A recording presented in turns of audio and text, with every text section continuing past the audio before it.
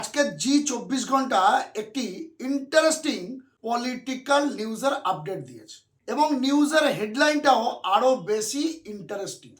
আগামী এক বছরের মধ্যে রাজ্যের 20টি লোকসভা আসনে উপনির্বাচন বাইপোল বাই ইলেকশন দাবি। কে দাবি করছে? যিনি দাবি করছেন তিনিও কিন্তু এই রাজ্যেরই একজন সাংসদ। আমি বিস্তারিত আসবো। আরও দুটো মেন স্ট্রিম মিডিয়ার হেডলাইন দেখুন। নিউজ 18 বাংলা লিখছে, চিঠি দিয়েছিলেন অভিষেক, তৃণমূল ত্যাগী 20 এনসিপিআই সাংসদকে এবার নোটিশ লোকসভা স্পিকারের, 7 দিন সময়। কেন সেটাও বলবো। এবার দেখুন TV9 বাংলার হেডলাইন। TV9 বাংলা লিখছে, আরও বিপাকে কাকলি সুদীপরা, এবার স্পিকারের চিঠি উত্তর দিতে হবে 7 দিনের মধ্যে।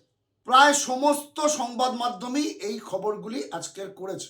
অর্থাৎ সব মিলিয়ে যে বিপাকে পড়তে চলেছে, অস্বস্তিতে পড়তে চলেছে, আইনের গেঁড়াকলে পড়তে চলেছে, ফাঁপড়ে পড়তে চলেছে ওই তৃণমূল ত্যাগী, মানে 2026 বিধানসভা নির্বাচনে রাজ্যের রাজনৈতিক পালাবদলের পর যাদের দম বন্ধ হয়ে আসছিল, তার আগে তাদের শরীরে ও মস্তিষ্কে দুর্দান্ত অক্সিজেন ঢুকছিল, কিন্তু পালা বদলের পরই যাদের দম বন্ধ হয়ে আসছিল সেই 20 তৃণমূল ত্যাগী সাংসদ যারা এনসিপিআই নামক একটি অনামী দলে যোগ দিয়েছিলেন এবং এনডিএর শরিক হয়েছিলেন, সেই 20 জন সাংসদ যে বিপদে পড়তে চলেছে, সমস্যায় পড়তে চলেছে, এ ব্যাপারে কার্যত সকলে নিশ্চিত।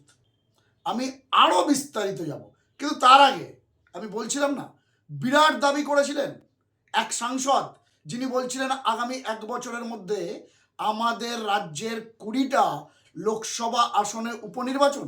এই 20 জনের কথাই তিনি বলছিলেন, এই 20টা আসনেই লোকসভা উপনির্বাচন হবে বলে তিনি দাবি করছেন, কারণ তিনি মনে করছেন বা তিনি বিশ্বাস করছেন আইনি লড়াইয়ের পর এই 20 তৃণমূল ত্যাগী এনসিপিআই সাংসদের প্রত্যেকের সাংসদ পদ খারিজ হবে এবং সেখানে খুব স্বাভাবিকভাবেই উপনির্বাচন হবে। এবং এই দাবিটি করেছেন কালীঘাটপন্থী তৃণমূলের সাংসদ তথা আইনজীবী কল্যাণ বন্দ্যোপাধ্যায়। আমি একবার কল্যাণ বন্দ্যোপাধ্যায়ের বক্তব্যটা শুনিয়ে দিই, তারপরে বিষয়টা আপনাদের কাছে আরও স্পষ্ট হবে। এই 20 জনের নোটিশ ইস্যু হয়েছে, এই তো সবে খেলা শুরু, আর বলতে হয়নি কিছু।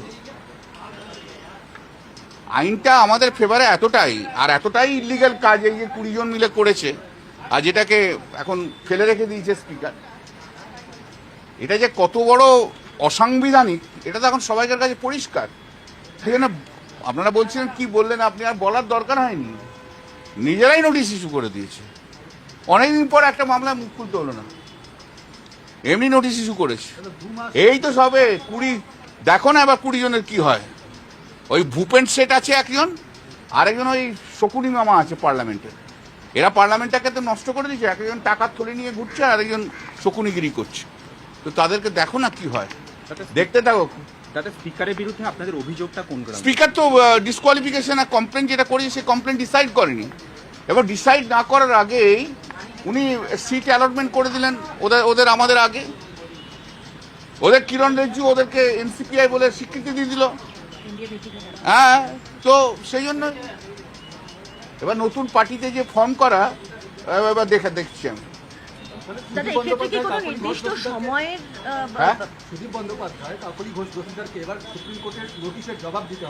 নোটিশের জবাব দিতে হবে, আর্গুমেন্ট করতে হবে, যত আইন জানে তত বলতে হবে, কত সব আইন জানে। দাদা, একটা নির্দিষ্ট সময়সীমার কথা রয়েছে যার মধ্যে, কারণ আজকে বিচারপতি জয়মাল্য বাগচি উল্লেখ করছিলেন যে একটা স্টিপুলেটেড টাইমের মধ্যে। নিশ্চয়ই স্টিপুলেটেড টাইমটা এর আগে 2020 সালে সুপ্রিম কোর্ট বলেছিল 3 মাসের মধ্যে করতে হবে। 3 মাস পেরিয়ে গিয়েছে, না এখন 2 মাস হয়ে গেছে। এই 2 মাস হয়ে গেছে, আর 1 মাস বাকি। কিন্তু কমপ্লেনটা দেওয়ার পর থেকেই স্পিকার তো ওদের ফেভারেই অর্ডার পাস করছে। ওরা ওনাদেরকে ইয়ে করছেন, ওনাদেরকে সামনে বসে জায়গা দিয়েছেন, স্পিকার ওনাদেরকে আলাদা টাইম অ্যালটমেন্ট করছেন।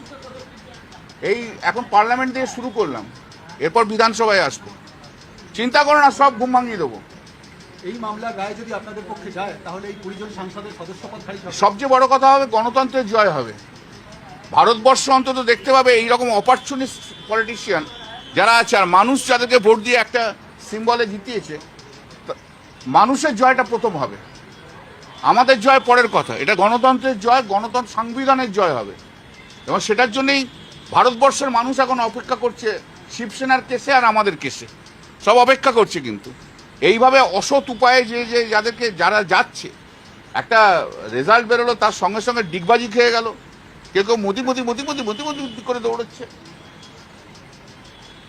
কেউ যে মোদির মতো কেউ নেই, আর নেই তো ঠিক আছে, তার মোদির মতো হওয়ার চেষ্টা কর না। কল্যাণ বন্দ্যোপাধ্যায়ের বক্তব্য হলো এই 20 জন সাংসদ যারা রাজ্যের রাজনৈতিক পালাবদলের ঠিক পরেই এনসিপিআই নামক একটি দলে যোগদান করেছেন। এই 20 জন সাংসদ যারা 2024 সালে তৃণমূলের জোড়াফুল সিম্বল এবং মমতা বন্দ্যোপাধ্যায়ের মুখ দেখিয়ে মানুষের কাছে ভোট চেয়েছিল, এবং তাদের নিকটতম প্রতিদ্বন্দ্বী ছিল বিজেপি প্রার্থীরা। অর্থাৎ এই 20 জন সাংসদ যারা দল বিরোধী কাজ করেছে, যারা 26-এ রাজ্যে পালাবদলের পরই অক্সিজেনের অভাব অনুভব করে দমবন্ধ অবস্থায় এনসিপিআইতে যোগদান করে নতুন অক্সিজেন পেতে এনডিএকে সমর্থন করেছে, অর্থাৎ বিজেপির বন্ধু হয়েছে, সেই 20 জন সাংসদ মানুষের কাছে ভোট চেয়েছিল বিজেপির বিরোধিতা করে। বিজেপি বিরোধী ভোটাররাই তাদের ভোট দিয়েছিল। কিন্তু এরা এত সুবিধাবাদী, যখনই দেখলো রাজ্যে দল হেরে গিয়েছে, রাজ্যে দল আর ক্ষমতা নেই, তখন তারা বিজেপির সঙ্গে হাত মিলিয়েছে এবং দল বিরোধী কার্যকলাপের জন্য এই 20 জন সাংসদের বিরুদ্ধে তৃণমূলের সর্বভারতীয় সাধারণ সম্পাদক অভিষেক বন্দ্যোপাধ্যায় জুন মাসের দ্বিতীয় সপ্তাহে লোকসভা স্পিকার ওম বিড়লাকে চিঠি দিয়েছিলেন। সুপ্রিম কোর্টের পুরনো একটি ভার্ডিক্ট অনুযায়ী এই রকম কোনো ঘটনা ঘটলে 3 মাসের মধ্যে নিষ্পত্তি করতে হয়। অলরেডি 2 মাস কেটে গিয়েছে, আর বাকি 1 মাস, অর্থাৎ পুজোর আগেই এই সাংসদদের যা হওয়ার হয়ে যেতে পারে, এমনটাই দাবি করছেন কল্যাণ বন্দ্যোপাধ্যায়, বা এমনটাই মনে করছে রাজনৈতিক মহল। এবার গতকাল শুনানির সময় চিফ জাস্টিস অর্থাৎ সুপ্রিম কোর্টের প্রধান বিচারপতির বেঞ্চে এই মামলার শুনানি উঠেছিল, এবং তারপর আর্গুমেন্টেরই জায়গা ছিল না।